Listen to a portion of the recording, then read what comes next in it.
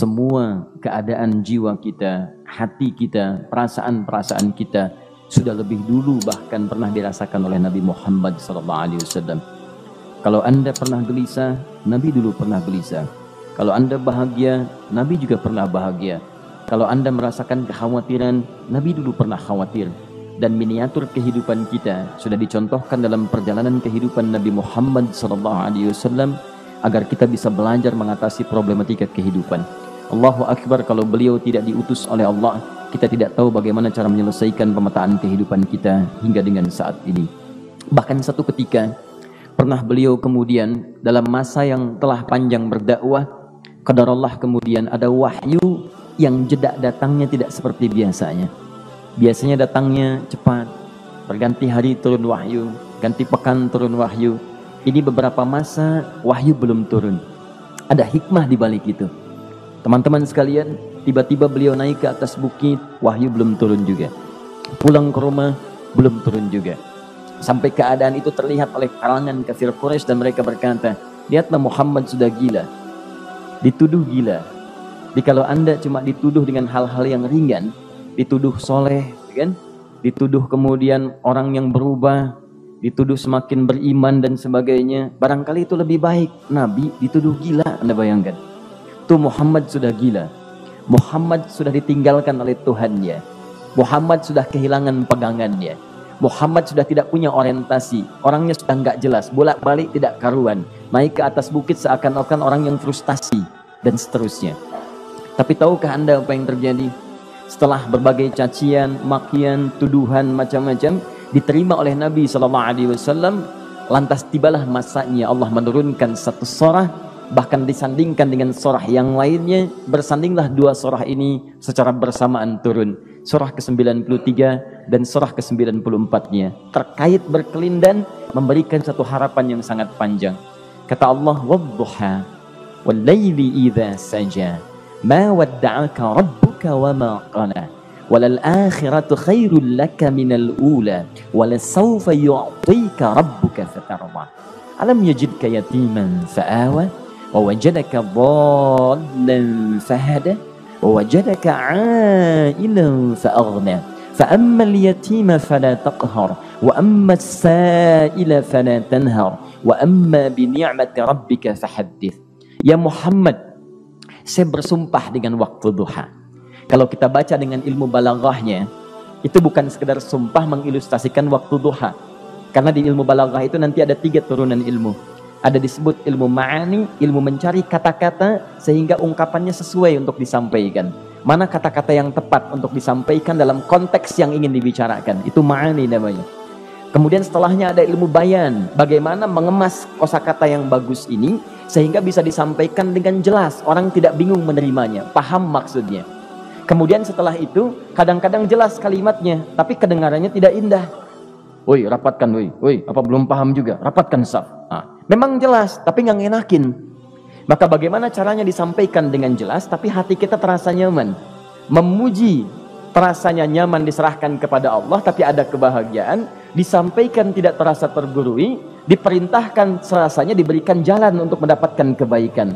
Maka yang ketiga disebut dengan ilmu badi' namanya.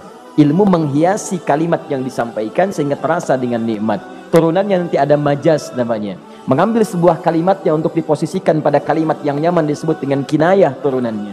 Maka teman-teman kata Allah, wadduha, diterjemahkan demi waktu duha. Bukan sekedar waktu duha. Karena duha itu ada cahaya yang indah. Dirasakannya enak. Antum keluar waktu duha kan enak tuh. Berjemur, kata orang Sunda moyan gitu kan. Datang, bahkan sampai dianalisis ada vitamin D-nya bisa terasakan.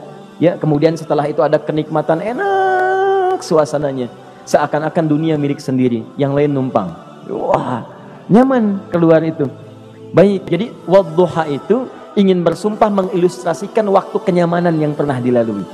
Kalau dalam bahasa tafsir yang luasnya, saya bersumpah Muhammad, demi segala kenikmatan yang pernah engkau rasakan dalam hidupmu, seperti engkau merasakan cahaya duha itu. Engkau pernah senang, saya bersumpah dengan kesenanganmu. Engkau pernah tenang, saya bersumpah dengan ketenanganmu. Engkau pernah nyaman, saya bersumpah dengan kenyamanan yang pernah engkau rasakan. Wal laili idza saja. Dan aku pun bersumpah demi gelapnya malam. Demikian terjemahannya. Bukan sekedar gelapnya malam, saja itu sesuatu yang pekat. Ya, ini belakang kelihatan agak gelap nih. Untuk memberikan proyek, kesini aja Pak, saya cuma ngasih contoh ini. Contoh, saya bukan mengeluh, bukan, ingin memberi contoh. Ya, contoh pada ilustrasi yang mau saya sampaikan. Gak apa-apa, biarkan saja. Saya mau contoh kasih kata saja. Ya, ini belakang agak gelap untuk memproyeksikan cahaya ke sini. Tapi yang mau saya sampaikan, kalau gelapnya begitu pekat, semua cahaya ini nggak ada. Cahaya nggak ada nih, sama sekali tidak kelihatan. Saya mau tanya pada Anda, beraktivitasnya mudah atau sulit? Mudah nggak menemukan sendal Anda di luar? Belum tentu. Menemukan jalan keluar pun belum tentu mudah. Anda mesti meraba-raba jalan. Anda mesti kemudian melihat sesuatu dengan pandangan mata hati Anda. Raba, dan sebagainya. Sampai menemukan jalan, itu pun belum tentu benar. Itulah yang disebut dengan gelapnya malam saja pekat. Kadang-kadang ada orang yang menghadapi satu kesulitan yang pekat, suasananya siang, cuman karena masalahnya begitu pekat, seakan-akan membuat diri dia gelap. Jalan susah, limbung gitu. Kenapa gelap ya? Padahal terang. Karena masalah menggelimuti dirinya, seakan-akan dia diselimuti masalah yang gelap. Bimbang dia, makan gak enak, minum gak nyaman, dan seterusnya. Ya, biasanya makan ayam tenang, ini dikasih yang lebih enak juga rasanya pahit, gak enak zamannya. Maka kalau kita ilustrasikan dalam suasana tadi Muhammad, saya bersumpah, engkau pernah hidup nyaman, ataupun engkau mengalami masalah yang sangat pekat dalam kehidupan. Engkau alami sesuatu yang dahsyat, sampai engkau bingung, bimbang, pekat, mereka menuduhmu dengan macam-macam. Ma wadda'aka rabbuka wa ma qala. Saya pastikan kepadamu, dalam keadaan nyamanmu seperti dulu, ataupun engkau bimbang seperti sekarang, Tuhanmu tidak akan pernah meninggalkanmu ataupun menuduhmu gila. Orang-orang yang dekat dengan Allah Subhanahu wa ta'ala, maka Allah akan menjaganya, baik dalam keadaan yang tenang dan nyaman, ataupun dalam kesulitan yang luar biasa. Walal akhiratu khairul laka minal ula. Nanti saya akan tunjukkan kepadamu, jika kamu telah tabah dan sabar menerima cacian mereka, menerima tuduhan mereka, nggak apa-apa, ini kan muqaddimah. Masa kamu masih panjang. Kamu masih panjang dalam berdakwah, kehidupan kamu masih panjang membawa tugas dan misi. Kalau kamu belum bersabar pada yang sekarang, bagaimana dengan yang di masa depan? Tapi saya pastikan kepadamu, jangankan yang seperti ini, masalah pekat yang paling hebat pun kamu akan hadapi, yang membuat kamu sedemikian sulit lebih daripada ini, yakinkan pada jiwamu, aku tidak akan pernah meninggalkanmu. Ini prinsip dalam kehidupan kita. Jika Anda menggantungkan hidup kepada Allah, Anda bersandar dengan baik kepada Allah, maka ayat ini akan mengatakan, teman-teman sekalian, Allah tidak akan pernah meninggalkan Anda dalam setiap kehidupan Anda. Nanti, sekarang perjuangan, kata Allah, walal akhiratu khairul laka minal ula. Nanti saat kamu tiba di akhirat, saya akan tunjukkan kepadamu ada yang lebih hebat yang tidak pernah kau rasakan sebelumnya saat di bumi. Tidak akan ada lagi kesulitan yang kamu hadapi. Tidak akan ada lagi cacian yang kamu kemudian hadapi. Tidak ada lagi kemudian tuduhan yang kemudian kamu rasakan. Aku akan berikan apapun yang kamu inginkan sampai kamu puas. Wala sawfa yu'tika rabbuka fatarda. Nanti kamu pengen apapun, aku berikan. Kalau saufa masih ada jeda, ya. Kalau bahasanya wa yu'tika mungkin seketika. Tapi ketika mengatakan saufa, artinya bukan saat ini Muhammad. Sekarang pun aku berikan, tapi nanti yang di akhirat aku berikan sampai kamu merasa puas.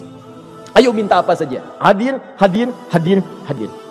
Tapi yang paling indah, kalau kamu tidak percaya, alam yajidka yatiman fa'awa. Cobalah ingat, kalau sekarang sedang susah, coba ingat dulu. Bukankah saat kamu yatim, aku yang merawat sampai kamu tidak merasakan kegelisahan itu? Lahir bapak tidak ada, aku cukupkan dengan kakek. Kakek meninggal, aku hadirkan ibu dan paman hadir di sekitaranmu. Ibu meninggal, ada kakek. Kakek meninggal, ada paman. Dan Khadijah hadir di sekitaranmu. Bukankah aku rawat pada saat itu? Wajadaka dhannan fahada. Kamu sedang bingung, sedang susah, bukankah sering aku berikan petunjuk kepadamu? Wajadaka ailan fa'aghna. Kamu merasakan kesulitan, lahir dalam keadaan yatim, tidak ada pendukung, maka aku jadikan kaya. Bukankah saat kamu menikah dengan Khadijah, aku tambahkan lagi pendukung untuk misi dakwahmu? Ini pesan dalam Al-Quran. Kalau Anda sedang merasa susah, kalau ingin menenangkan diri, ingat-ingat yang baik-baik yang dulu. Kalau Anda sedang jatuh dalam bisnis, ingat-ingat saat Anda meningkat dalam bisnis Anda. Allah tidak pernah tinggalkan Anda. Mungkin ini ujian untuk membuat Anda lebih hebat lagi di masa depan. Kalau Anda tidak tahan bantingan yang sekarang, bagaimana Anda bisa mengatasi pelintiran yang akan datang? Karena dalam kehidupan bukan cuma dibanting. Anda mungkin mengalami penyingkiran, penyungkuran, lipatan, guntingan, bantingan, macam-macam. Jikalau satu gaya belum bisa Anda atasi, bagaimana Anda bisa berharap mendapatkan turunan yang lainnya? Selalu ingat bahwa jika hidup Anda ingin tampil gaya, Anda harus merasakan tekanan dalam kehidupan. Karena F selalu berbanding lurus dengan P, hukum Pascalnya. Gaya berbanding lurus dengan tekanan. Orang yang ingin tampil gaya dalam kehidupan, maka dia mesti siap menghadapi tantangan-tantangan hidup yang diatasi. Turun ayat sampai ujungnya. Jikalau kamu sudah begini lagi, jangan pernah kamu bentak orang lain. Jangan pernah merendahkan orang lain. Karena Allah pun menjaga setiap hamba sepanjang ia mendekat kepadamu. Setelah itulah turun kemudian surah Al-Insyirah. Alam nashrah laka sadra. Antum kenal Nabi Musa? Baik. Tapi agak lumayan lah. Tadi saya di Soreang kenal Fir'aun. Di sini Musa. Baik, alhamdulillah. Perhatikan ya, dahsyatnya pemberian Allah kepada Nabi Muhammad SAW. Nabi Musa alaihi salam, dan sering kali kita bacakan untuk memohon kepada Allah. Rabbi syrahli sadri. Perhatikan baik-baik. Ini keunggulan Nabi Muhammad SAW dibanding Nabi Musa alaihissalam. Dua-duanya Nabi, Rasul, tapi masing-masing punya keistimewaan. Musa, Nabi, berdakwah, memohon kepada Allah kelapangan hati. Rabbi syrahli sadri. Ya Allah, tolong lapangkan hatiku nih. Kenapa mesti lapang? Karena pasti Musa merasakan nih. Saya tahu betul karakter Fir'aun. Belum apa-apa sudah memaki. Kalau orang yang hatinya tidak lapang, tidak akan tahan dengan makian, keluarlah kemudian balasan yang tidak digambarkan sebelumnya. Fir'aun itu kasar. Kasarnya bukan sekedar kasar, bahkan saking kasarnya bisa berujung pada eksekusi kematian. Saya contohkan tadi di sore yang ini, saya nggak suka dengan rambutnya nih, kata Fir'aun. Bukan nyuruh nyukur mas, tolong pisahkan kepala dari badannya. Gitu gayanya tuh Fir'aun. Ya, bukan nggak ngenakin, susah dengan Fir'aun itu. Jadi kalau belum apa-apa datang Musa ke situ, hatinya tidak seluas samudra, hatinya tidak lapang, cuman seluas gelas, tidak akan sabar menerima cacian Fir'aun. Begitu datang dicaci, dasar anak gak tahu diri, gak tahu malu, sudah saya rawat begini.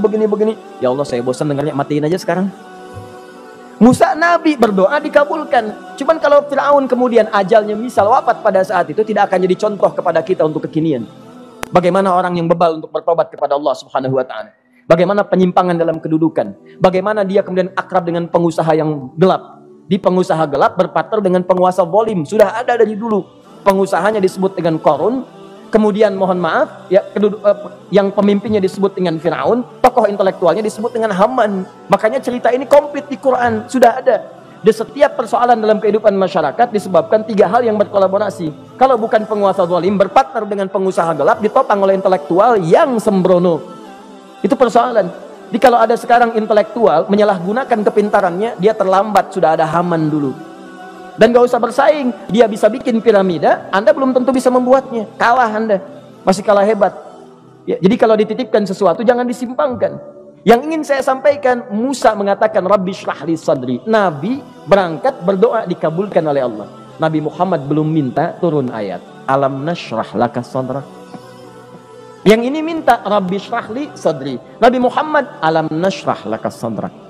Muhammad mulai dari peristiwa sehingga engkau akan lebih sabar lagi menerima tantangan-tantangan dakwah. Mulai sejak itu jangankan dimaki, dilempar batu di Taif. Dari Mekah pergi ke Taif dengan Zaid kemudian. Sampai di Taif mendapatkan sesuatu yang tidak dibayangkan sebelumnya. Kalau cuma dihentikan saat mengajar, wajar. Ini dilempari batu. Anda bayangkan? Bisa kebayang nggak? Lempari batu tuh. Dilempar. Zaid jadi tameng, berdarah-darah, kemudian mundur. Mundur, beristirahat di bawah tepian pohon. Begitu beristirahat, datang malaikat penjaga dua gunung. Turun malaikat dengan kesal mengatakan, Ya Rasulullah, mud yadaika ilas sana. Ya Rasulullah, angkat tanganmu ke langit, minta kepada Allah, aku angkat dua bukit di Taif, aku himpit keduanya. Aku himpit penduduk Taif dengan dua bukit itu. Apa jawab Nabi? Karena sudah mendapatkan kelapangan, ketenangan, belajar dari peristiwa-peristiwa tadi, indah jawabannya. Lah, katanya, tolong jangan lakukan. Innahum qaumun la ya'lamun. Mereka belum paham saja. Mereka belum mengerti. Tolong jangan lakukan. Aku bermohon kepada Allah. Boleh jadi nanti di masa depan akan ada hamba-hamba terbaik yang lahir dari bumi Taif ini. Kemudian beliau berkata, Rabbi, ila man takilluni? A'ila qaribin yu'limuni am ila ba'idin yu'dini fa ana radin ma lam taghdab ilayya. Ya Allah, Kemana lagi engkau akan utus aku untuk berdakwah setelah peristiwa ini? Apakah tempatnya lebih dekat aku jangkau sekarang, tapi di situ aku akan disakiti lagi? Ataukah jaraknya masih jauh, tapi di tempat itu aku akan dizalimi lagi? Aku ridha ya Allah dengan itu semua, asalkan engkau tidak marah kepadaku. Asalkan engkau tidak marah kepadaku. La haula wala quwata illa billahil aliyil azim. Begitu kelapangan itu muncul, ridha dengan ketetapan dan siap, tabah, kuat, hadir dalam jiwanya. Tiba-tiba turun undangan, tunaikan Isra dan Mi'raj. Diangkat statusnya, naik mendekat kepada Allah Subhanahu wa taala.